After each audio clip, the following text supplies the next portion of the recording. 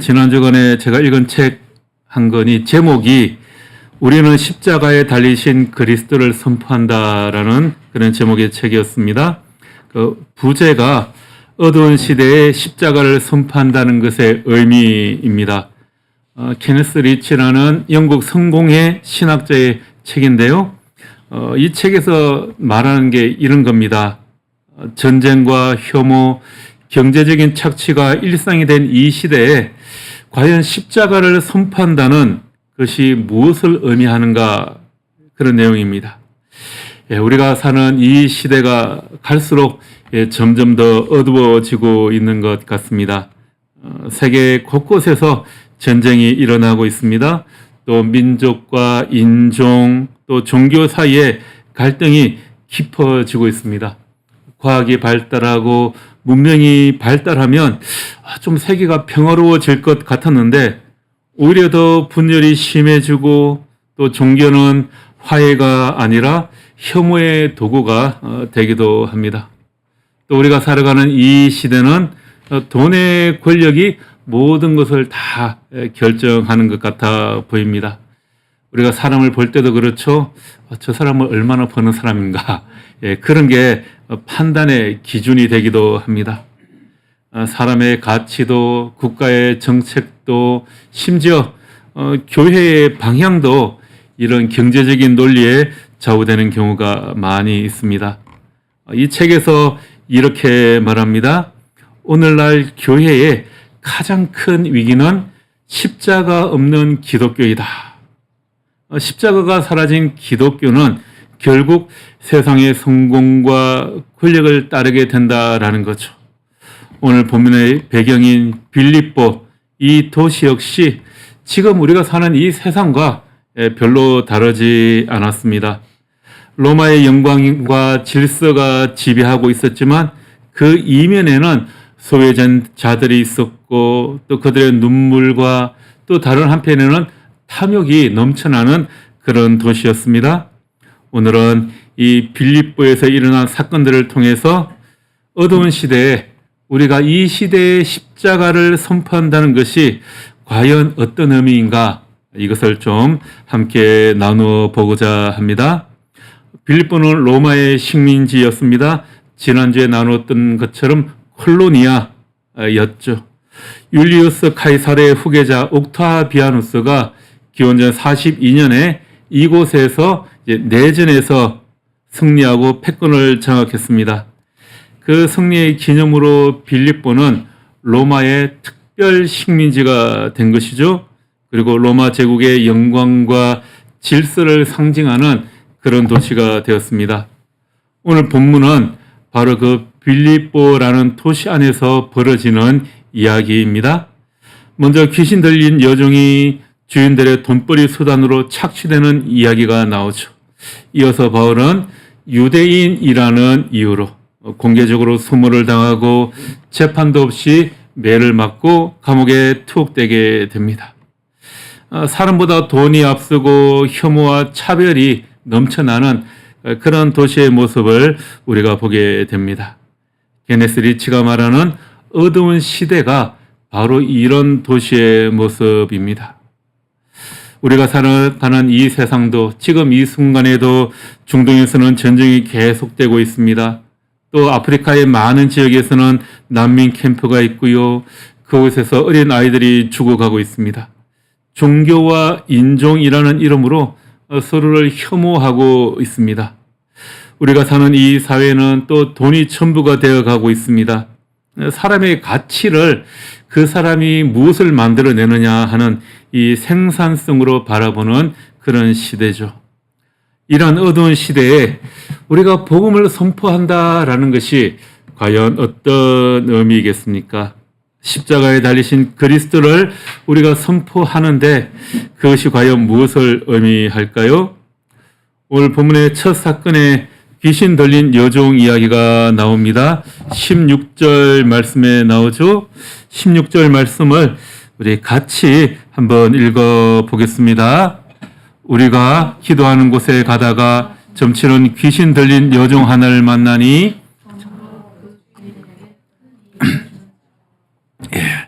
바울 일행이 기도하러 가는 도중이었습니다. 아마 우리가 지난주에 나눴던 것처럼 성 바깥에 있는 그 강가에 있는 기도처로 기도하러 가는 중이었겠죠.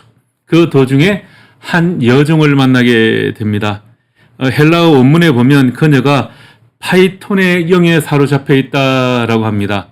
이 파이톤의 영이라는 것은 당시 그리스의 그 델포이 신전에서 신탁을 받아서 예언을 하던 그런 여인을 가리키는 말인데요. 이 파이톤의 영을 받은 신탁하던 여인들은 국가가 인정하는 그런 종교적인 권위를 가진 존재였어요. 그런데 오늘 본문에 나오는 이 여종은 그 정도는 아니고 그렇게 어느 정도 영성이 있어서 주인의 돈벌이 수단으로 사용되는 그런 노예였던 것 같습니다. 지금으로 말하자면 점을 봐주고 돈벌이를 하는 그런 점쟁이와 좀 비슷한 그런 모습입니다. 그녀는 주인의 주머니를 채워주는 그런 현금 인출기 같은 역할을 했던 거죠. 그러니까 이 여종은 영적으로는 귀신에게 지금 사로잡혀 있고 육적으로는 아주 탐욕스러운 주인들에게 철저히 이용당하고 있었던 것입니다. 그런데 이 여종이 바울 일행을 쫄쫄 따라다니면서 계속해서 외칩니다. 이 사람들은 지극히 높은 사람으로 하나님의 종으로 구원의 길을 너에게 전파하는 사람들이다. 이렇게 계속 이야기하는 겁니다. 뭐 틀린 말은 아니죠. 신학적으로 나쁜 틀린 말은 아닙니다. 오히려 전도를 돕는 그런 사람처럼 보이기도 합니다. 그런데 바울은 심히 괴로워했고 결국 그녀에게 들어가 있던 귀신을 쫓아내게 됩니다. 한편으로는 자기의 전도를 도와주는 것 같은데 왜 그랬을까요? 이 진리는, 복음은 내용뿐만이 아니라 진리가 흘러나오는 통로가 중요하기 때문입니다. 귀신도 예수가 누구인지 안다고 야고보서에 그렇게 말씀하고 있죠. 그러나 귀신은 복음을 전할 수는 없는 겁니다. 귀신의 입에서 나오는 진리는 예수를 빌립보의 수많은 신들 가운데 하나로 여기는 그런 수단에 불과했을 것입니다. 요즘에 여러분 얼마나 많은 목사들이 욕을 먹으면서 그렇게 비난을 받고 있습니까? 과연 그들이 전하는 그 복음이, 예수 그리스도가 구원자라고 말하는 그 복음이 세상에 얼마나 영향력을 미칠 수 있겠습니까? 어떻게 보면 세상 사람들은 그런 목사들의 소리를 돈벌이의 수단으로 여길 수도 있다라는 거죠. 그래서 이 진리는 내용뿐만이 아니라 그것이 어떤 통로를 통해 흘러나오는지가 중요하다라는 겁니다. 케네스 리치는 예수의 사역 전체를 이렇게 묘사하는데요. 예수는 어둠의 세력과 화해를 이야기하지 않습니다. 예수의 활동에서는 축기, 그러니까 귀신을 쫓아내는 사역이 중심을 이루고 있지요. 그분은 악의 세력과 화해하지 않으시며 이들을 내쫓으십니다. 여러분, 그러니까 이 복음은 어둠과 함께 할 수 없습니다. 악과 협력하지 않습니다. 복음은 어둠을 몰아내는 겁니다. 그래서 바울은 그 귀신 들린 여종과 타협하지 않습니다. 귀신의 입을 빌려서 하나님을 선포한다. 이것이 무엇일까? 이런 것 같아요.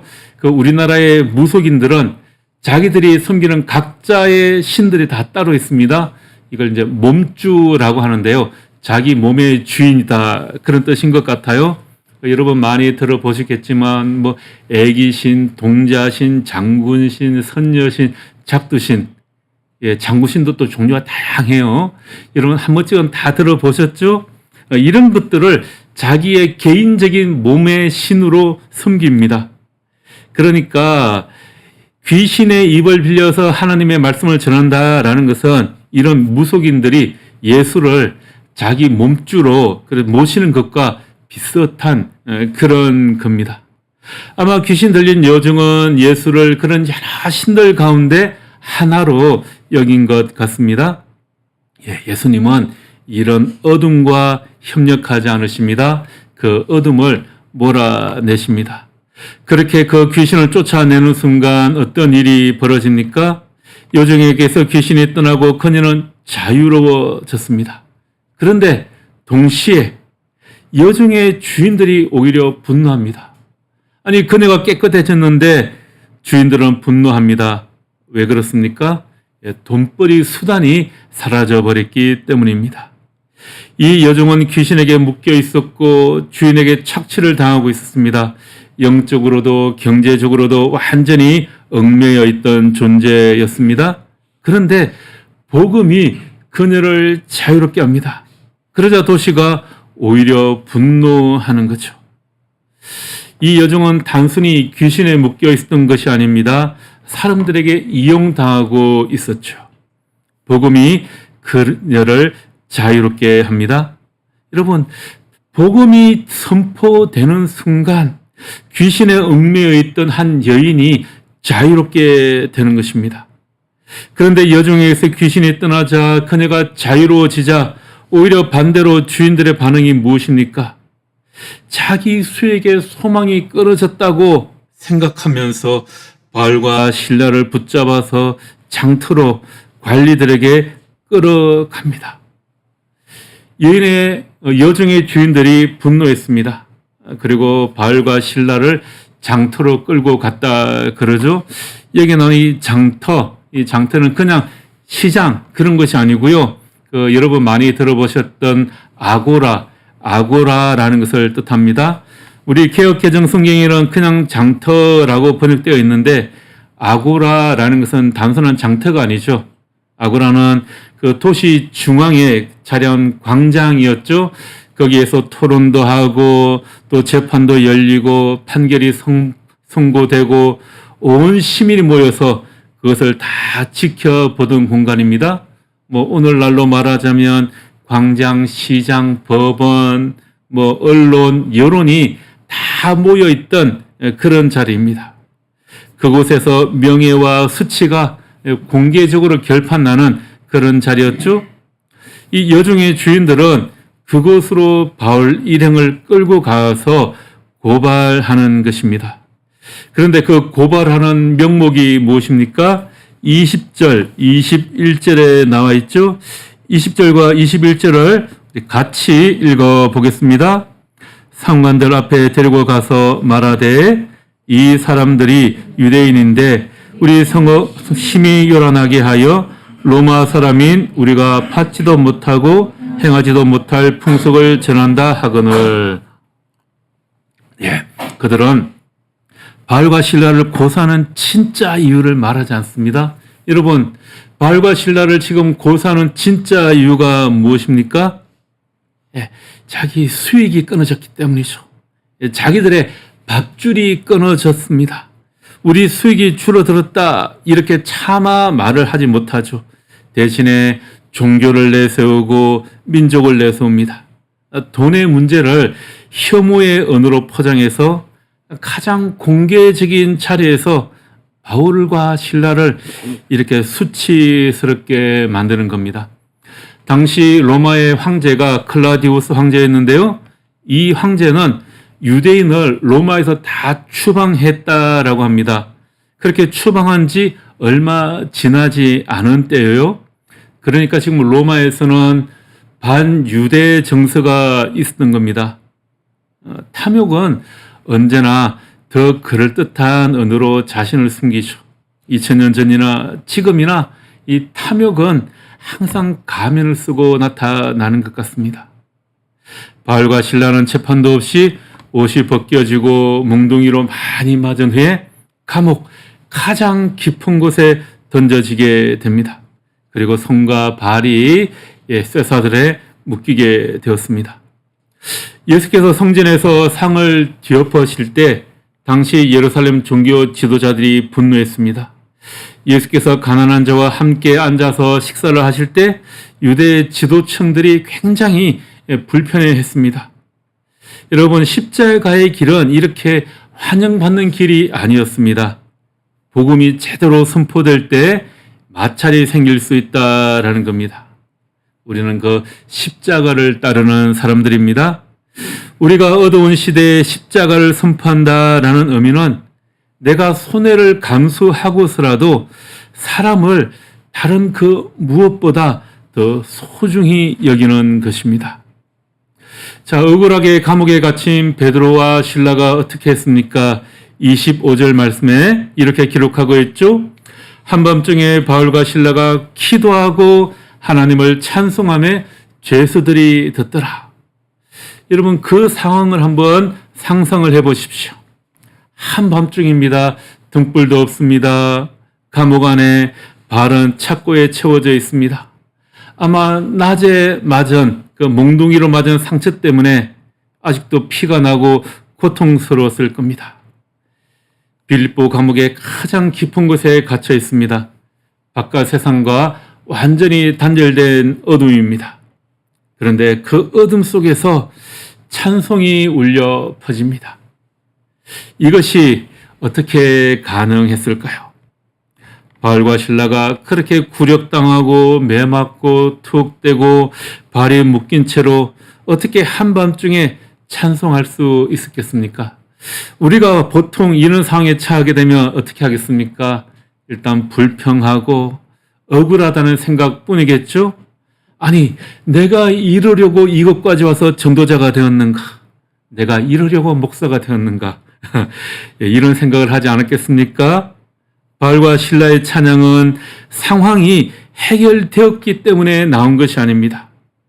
상황이 전혀 해결되지 않은 채로 하나님 자체가 기쁨의 원천임을 고백하는 것입니다. 돌이켜보면 그날의 그 모든 사건의 주권자는 하나님이셨다라고 고백하는 것이죠. 기도하러 가는 도중에 여종을 만난 것도, 재판을 받고 감옥에 갇힌 것도 하나님의 주권이었습니다. 돌이켜보면 하나님께서 환상을 통해서 바울과 그 일행을 이곳 빌립보로 부르셨습니다. 그리고 그렇게 복음을 전하고 싶어 하던 아시아 사람을 만나서 복음을 전하게 하셨습니다.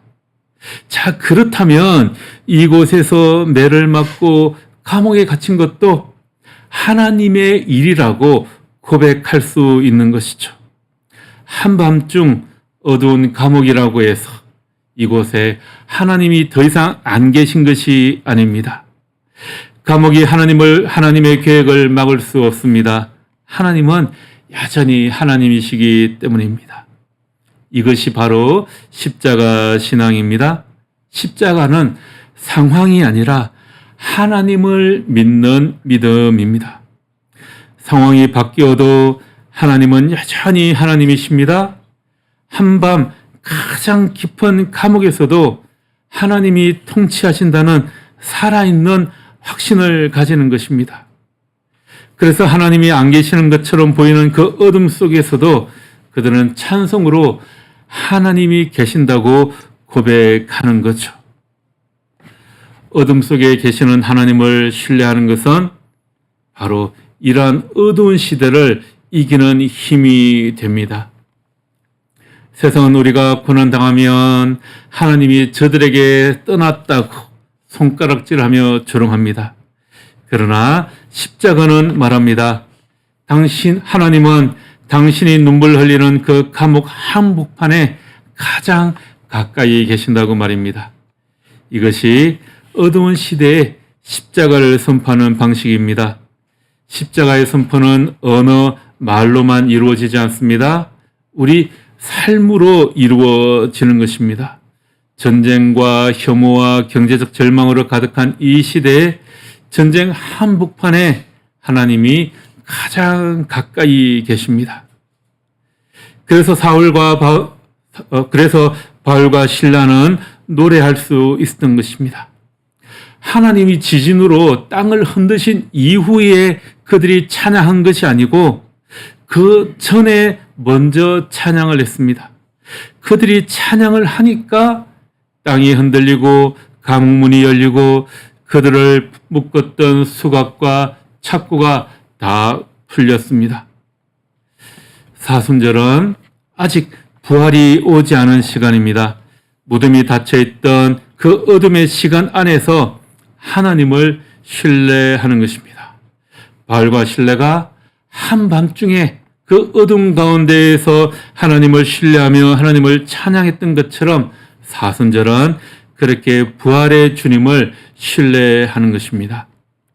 어두운 시대에 십자가를 선포한다라는 의미는 상황이 해결되지 않은 자리에서도 여전히 하나님이 여기 계신다고 어둠 속에서 찬송으로 고백하는 것입니다. 자, 그들이 그렇게 찬양할 때 지진이 일어났습니다. 감옥의 기초가 흔들렸고 감옥문이 열렸습니다. 그들을 묶었던 쇠사슬이 다 풀려났습니다. 잠에서 깬 간수가 깜짝 놀랐습니다. 문을 보니까 문이 열려 있습니다. 죄수들이 도망쳤다고 생각했습니다. 그 로마법은 죄수를 잃어버리면 그 지키던 간수가 그 죄수의 형벌을 대신 받게 되었습니다. 그래서 간수는 칼을 빼서 스스로 목숨을 끊으려고 합니다. 자기에게 너무 치욕적이고 자기 명예를 잃어버리는 일이 일어난 것입니다. 그런 모든 것이 다 끝났다고 생각했습니다. 그러나 하나님은 바로 그 자리에서 구원을 시작하십니다. 그 순간 바울이 외치죠. 너의 몸을 상하지 말라. 우리가 다 여기 있노라. 여러분, 바울과 실라는 하나님이 분명히 열어주셨는데 그 감옥문을 나가지 않았습니다. 왜 그랬을까요? 문이 열렸고 그를 묶었던 쇠사슬은 다 풀렸습니다. 자유를 얻었는데 왜 나가지 않았습니까? 지진이 일어났고 문이 열렸고 사슬이 풀렸습니다. 이거는 명백히 하나님이 하신 일입니다. 그러면 당연히 이렇게 생각하지 않았겠습니까? 그래, 이건 하나님이 탈출하라고 주신 기회다. 하나님이 우리를 이 지하 감옥에 그냥 이렇게 내버려 두실 이유가 없지. 할렐루야. 그러면서 당당하게 그 문을 걸어 나가지 않았겠습니까? 그런데 바울과 실라는 그러지 않았습니다. 왜 나가지 않았을까요? 그 순간 바울에게 더 중요한 것이 보였기 때문입니다. 바울은 자기를 가뒀던 사람을 위해 남았습니다. 간수가, 자기를 지키던 그 간수가 자결하려는 것을 보았기 때문입니다. 여러분, 십자가는 무엇입니까? 예수님은 십자가에서 내려올 수 없어서 그 자리에 그대로 계셨던 것이 아닙니다. 내려올 수 있었지만 내려오지 않았습니다. 왜입니까? 우리 때문입니다. 바울과 실라의 모습이 바로 이것입니다. 도망갈 수 있었지만 도망가지 않았습니다. 왜입니까? 자결하려는 간수를 보았기 때문입니다. 바울은 자유를 얻었지만 그 자유로 도망가지 않았습니다. 그 자유로 한 사람을 살렸습니다.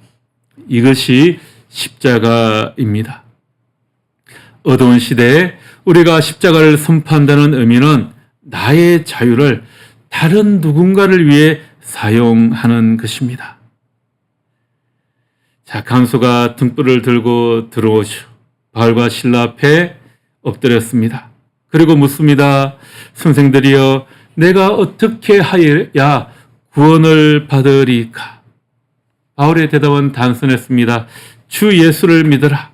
그리하면 너와 내 집이 구원을 받으리라. 루터가 로마서에서 발견하고 온 유럽을 뒤흔들었던 그 종교 개혁의 진리, 솔라 피데, 오직 믿음으로가 이 바울의 감옥, 빌립보 감옥에서 이미 선포되고 있었던 것이죠. 구원은 행위가 아니라 종교 의식이 아니라 오직 예수 그리스도에 대한 신뢰, 믿음으로 주어진다는 것입니다. 자, 그렇게 복음을 들은 간수는 이제 무엇을 합니까? 바울과 실라의 상처를 씻겨줍니다. 조금 전까지 몽둥이를 휘둘렀던 가해자가 피해자의 상처를 씻어주는 그런 형제가 된 것이죠. 십자가를 선포한다는 것은 단순히 나 구원받았다 그런 말잔치에 머물지 않습니다. 십자가를 전한다라는 것은 깨어진 관계를 회복하고 내가 상처 입힌 이들의 아픔을 닦아주는 그런 구체적인 화해로까지 이어지는 것입니다. 그리고 그 새벽에 온 가족이 세례를 받았습니다. 음식을 차려서 그들을 대접합니다. 온 집이 하나님을 믿고 크게 기뻐하였습니다. 가해자가 피해자의 상처를 씻겨주는 것, 이것이 경제적, 사회적 질서 안에서 복음이 만들어내는 그런 화해의 모습입니다. 여러분, 개인 영혼 구원이 이제 사회적 관계의 회복으로까지 이어지는 것입니다. 바울과 실라는 간수를 영원한 가족으로 그렇게 환영했습니다. 여러분, 그들이 어떻게 그렇게 자기를 괴롭히고 때렸던 사람을 형제와 같이 받아들일 수 있겠습니까? 그것이 바로 십자가의 은혜이고요, 부활에서 오는 기쁨 때문입니다. 부활의 능력이 고난을 견디게 하고 원수를 형제로까지 맞아들이게 합니다. 어두운 시대에 우리가 십자가를 선포한다는 의미는 깨어진 관계를 회복하고 이렇게 적대적인 세상이 서로 화해하게 되는 것입니다. 사순절 5번째 주일입니다. 우리는 예수의 십자가를 향해 걷고 있습니다. 그 길은 어쩌면 바울과 실라가 경험했던 것처럼 한밤의 감옥과 같은 길일 수 있습니다. 지금 우리가 바라보는 이 세상은 점점 더 어두워지는 것 같습니다. 어쩌면 앞으로 더 어두워질 수도 있습니다. 그러나 어두워질수록 빛은 더 분명해집니다. 그리고 십자가는 그 어떤 어두움보다 더 밝은 빛입니다. 어두운 시대일수록 십자가를 우리가 더 분명하게 빛내게 해야 할 것입니다. 감옥문은 열렸지만 바울은 나가지 않았습니다. 한 사람을 살리기 위해 그 자리에 남았습니다. 하나님은 오늘도 그런 사람을 통해 세상을 살리고 계십니다. 이 어두운 시대에 바울과 실라처럼 한 사람을 살리는 십자가를 선포하는 우리의 삶이 되기를 바랍니다. 그래서 이 사순절 5째 주간에 우리를 통해서 십자가가 전해지고 복음의 빛이 우리 주변에 널리 퍼지게 되는 그런 놀라운 은혜가 되기를 주님의 이름으로 축복하며 기도합니다. 기도하겠습니다. 주님, 우리가 살아가는 이 세상은 점점 더 어두워지고 있습니다. 돈이 사람의 가치를 대신하고 이익이 진실을 가리며 혐오와 분열이 넘쳐나는 세상이 되어가고 있습니다. 그러나 그 어둠 속에서 십자가는 여전히 가장 밝은 빛임을 믿습니다. 주님, 바울과 실라처럼 한밤의 어둠 속에서도 주님을 찬양하며 상황이 아니라 하나님을 신뢰하는 믿음을 우리에게 허락하여 주옵소서. 그래야 우리도 어둠 가운데 찬양을 통하여서 세상에 빛이 되게 하옵소서. 예수님 이름으로 기도합니다. 아멘.